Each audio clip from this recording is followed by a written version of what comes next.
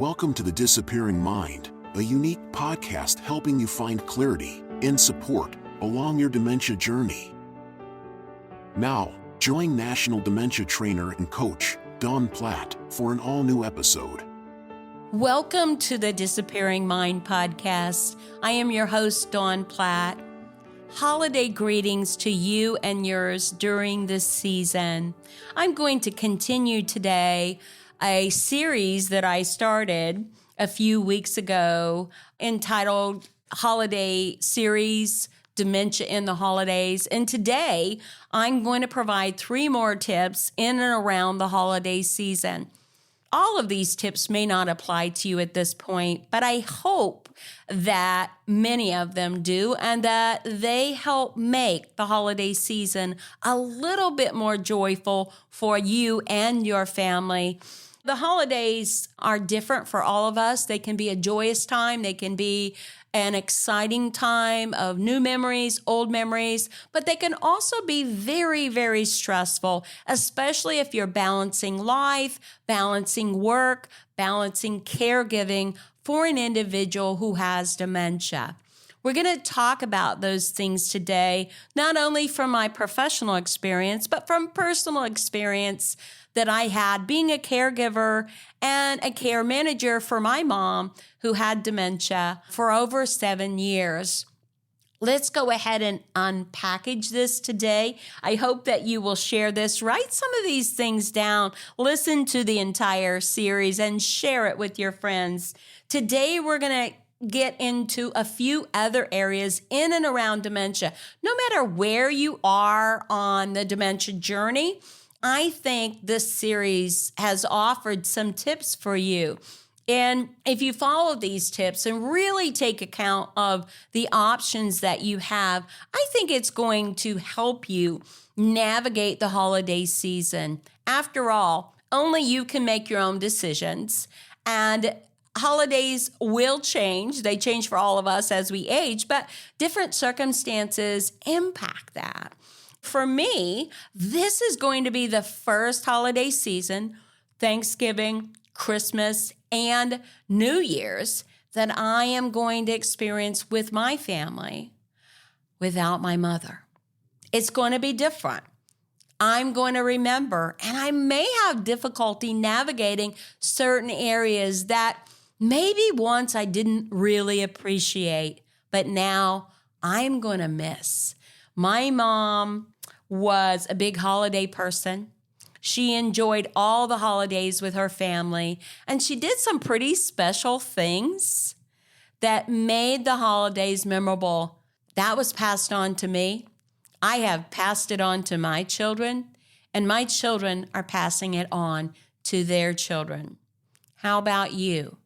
What are some of those things for you? And how can we make the holidays the best they can be for our family going forward, even if we're dealing with dementia? Let's get into this. The first tip I want to talk about today is handling sundowning and other behavioral expressions at seasonal events and during this time.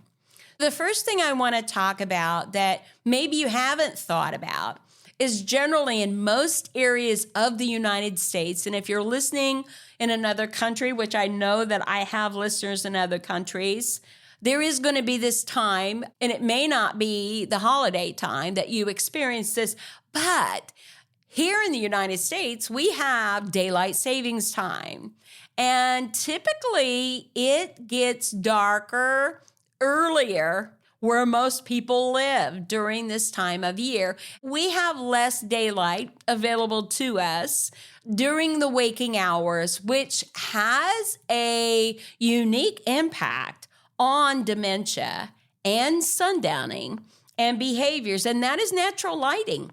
So we want to be sure that we get plenty of fresh air and lots of natural lighting as much as we can during the fall and winter months so that the person with dementia gets the maximum amount of sunlight that can really help them overcome things like sundowning. Some of the other things are environmental factors. They can be a result of the holiday season. And let's look at what some of those things might be. So first off, we need to recognize that sundowning is a behavior of increased confusion that generally happens in the evening hours. It's like the person kind of changes. This can be very common. Not all individuals with dementia experience this, and that usually occurs late, early to mid stages and beyond. But this is something that you might notice and wonder why it is. It's generally because the absence of light and how it impacts brain function. So plan events earlier in the day to align with natural alert periods. Do not plan things too early or during nap time or too late where you are going to be changing the cycle and routine of a person's day. That normally does not produce anything good and can produce a behavioral expression. And when I'm talking about a behavioral expression, I'm not always talking about something negative. I'm just talking about a change in what is normal for the individual. Use soothing music where you can, or lighting, high lighting or low lighting to ease transitions. You also don't want them in a bright, crowded, noisy room where they're in an unfamiliar environment.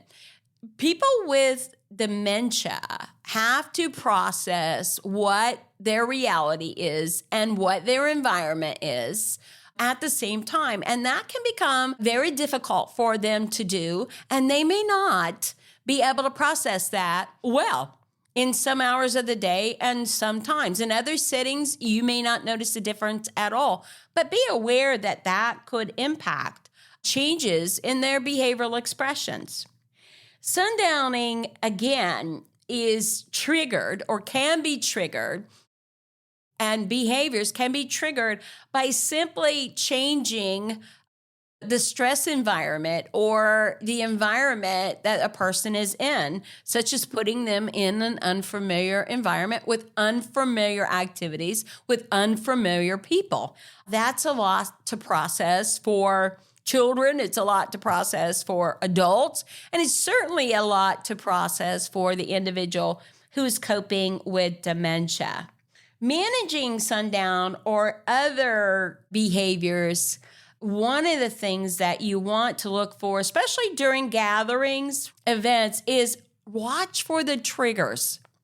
Limit triggering stimuli or triggering events. I spoke to you on the last podcast in and around a birthday party that was in a very large space with a lot of people, a lot of noise, and a lot of things going on at one time. That was a triggering event for my mother and would be a triggering event for a lot of people who are dealing with dementia. What are some of the triggering events that you might experience or you might see? Learn to watch for them. Learn to watch the expression, the change in breathing, the difference that they might experience as they get nervous or anxious or fidgety or getting up and down, heavy breathing, deep breathing, change in facial expression. These are all trigger mechanisms that you can learn to read and move right in and begin to calm them down, bring them into a calm environment, or remove them from the environment at all. These things are going to be important. We always look for triggers when there is a behavioral expression. And when I say that, look for what's setting it off. Look for what's producing it. Look for what causes it to increase. These are things that you'd be very surprised when you remove those things, such as noise, such as too much light, such as flashing lights, such as too many people. These stimuli can be overwhelming to that person. When you eliminate some of those things, you will probably eliminate, if not totally decrease, these behavioral expressions that you may be seeing. I encourage you to monitor and begin a behavioral log. Monitor for signs and triggers of these kinds of behaviors. It could be a person that causes a trigger, and not that the person does it consciously. But maybe it is a memory or the inability to connect with a memory that causes a trigger that comes from an individual person or place. Monitor signs of fatigue. What does the person get like in the part of the day when they start being fatigued? This is not the time to introduce new people or new things or new situations. Overstimulation is a huge factor in causing triggers for people with dementia in the holidays and every day of the year. Watch for those things. Be sure that you are not putting the person in an overstimulating environment. And I think those of us who don't have dementia understand what that is. I mean, some people will not walk into a crowded room, do not like to be in an event where there's loud noises, do not like to be introduced to too many new people, do not like to walk into a new environment without escort or being alone. These are all triggers that we may deal with, but imagine the person with dementia getting bombarded with all of these new stimuli and triggers that they have to process. And therein lies the issue. They are not always able to process that without help and facilitation from you. And there comes a point where they don't process them at all. Remove them from that environment, and you will be able to help them navigate some behavioral expression that you may be seeing. Self-care. Self-care for caregivers during the holidays is crucial. We've talked about this a lot, but it's really important during the holidays. Prioritize time and personal rest and recharge times in your life during this season. You do not have to go to every event. You do not have to cook something for every holiday. You do not have to overdo it. You can keep it simple and relax and enjoy the gathering, the events, whatever's happening during the holiday. Recognize and address feelings of guilt. There are times during the holidays when perhaps you're at the point that your loved one cannot contribute, and you want them to, or you want them to be a part, or you miss them, even though they're with you. Talk about and address these feelings of guilt, these feelings of loss. Self-care is essential to caregiving, and I coach my families all the time in and around how they feel, and that some of these feelings can be very normal. Don't discount your feelings. Don't discount how you feel. Don't bombard yourself, not allowing yourself to feel real feelings. It's what you do with those feelings that really makes the difference at the end of the day. Build your support network or lean on family during that time, friends at that time, to make holidays simple, enjoyable, whatever it is you want them to be. Just don't overdo it and lower your expectations.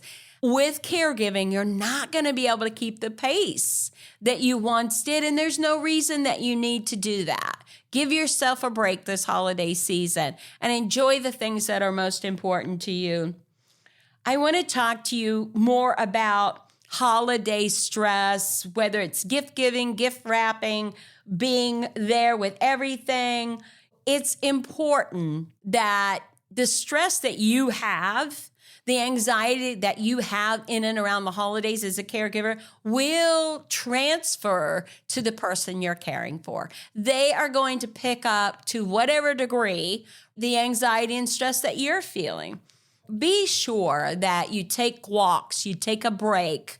You are prepared for anxiety. If your loved one is anxious and perhaps the doctor has put them on something for anxiety, make sure you time that medication to events and things that you're going to be participating in. And don't stretch the event to the maximum. Don't take chances with overexertion for yourself or for your loved one. I also want to talk to you in this segment about grieving and celebrating during the holidays. I've come to appreciate the ability to grieve, which took me a while after my mom passed away. Grieving is not the same for everyone, and neither is celebrating. But during the holidays is a time that we often look back and we often have regrets, or we have memories, or this will be our first experience as a family, and maybe your first experience as a family to grieve a holiday without your loved one, or a holiday without active participation of your loved one. And it's real. It feels real. We've been part of this love relationship family for a long time, and the absence of one person, whether they're still with us or not, makes a difference in our life, in our holiday experience. Let's acknowledge to ourselves and to others the mix of feelings from grief to celebration, and allow space for both. Allow space for both. Do not discount any grieving that you do. I will honestly grieve the fact that I will not get a leather jacket for this holiday. I don't need a leather jacket. I don't want a leather jacket. But I always got one almost every year. And honestly, I am creeping up to the amount of leather jackets that my own mother had. And I don't really want to do that, but it's significant. She was a gift giver, and she gave and gave and gave. And honestly, no one has ever given as many gifts to me as my mother did. I'm going to miss that, even though some of the gifts were silly, even though some of the gifts I really didn't even like. I love the fact that she cared enough about me and the rest of our family to give. I'm going to miss that this year. We need to honor past traditions and create new dementia-friendly ones. Someone suggested, as I was talking with my team and families who are impacted by dementia, that maybe I pick up, just maybe this year, that I give a few leather jackets just as a way to reminisce and remember. Haven't thought about it enough, but who knows? Family, you may get that leather jacket this year, just as a reminder and a memory of Mom. I want to allow you the opportunity to express feelings without guilt. I have some current families that I'm coaching, friends, colleagues that I'm coaching, who are going through some real things on different perspectives that I want to talk about. And I encourage them. I tell them feelings that might come up, because I am a huge believer that we have to be able to express our feelings without guilt. They will pass. It's what you do with those feelings. If you're that person who is going through guilt because you've just had to place your loved one, you're no longer able to care for them safely, you're going to feel guilty, and it's okay. You're doing the best that you can do. You've made good choices. And even if you made some mistakes, it's all right. Give yourself some grace. Maybe your loved one is declining and you wish there was something you could do. And so you're desperately trying to do more, only to find out that your loved one is still declining. Allow yourself that. Don't feel guilty. There's nothing you could have done. Dementia is a horrible disease. It's progressive and it doesn't have a cure. Think about the good times. Think about what you have done. And I guarantee you that the care and love that you've given has made a difference in the life of your loved one, your friend, your acquaintance who has dementia. Give yourself that credit. Coping with mixed emotions during the holiday season. Not only are there additional emotions during the holiday season, but now those of us who have the loved one or are the caregiver or have lost someone with dementia, we have additional emotions that are there, that are real, and they might be there for a few years. I don't really know. This is my first year. And honestly, I will let you know as the podcast progresses. But I think every year during the holidays, we think of those we loved, no matter how long they've been gone. And we think about those that we love as they're declining. We think about the past. We think about what they have brought to our lives and to the holiday season. That's not going to change. And I just encourage you to relish, talk about, and share those great memories that you have about your grandmother, about your parent, about your spouse, about your friend. We want to share symbolic acts or traditions to honor memories. Figure out what that is. Make the favorite foods that your loved one either enjoyed or what they contributed to the holiday season. Lighting candles, sharing stories, especially humorous stories, are very powerful in honoring the memory of the person who is with you or the person that has already left this life and gone on to the other. I think that one of the things that you can do during this holiday season is try and create meaningful moments with your loved one. A smile goes a long way. A reaction goes a long way. We cannot discount the moments of connection that we can have with someone who has dementia, whether in the early or the late stages of dementia. That power of touch, that loving moment, you will never forget. And I encourage you to do that during this season.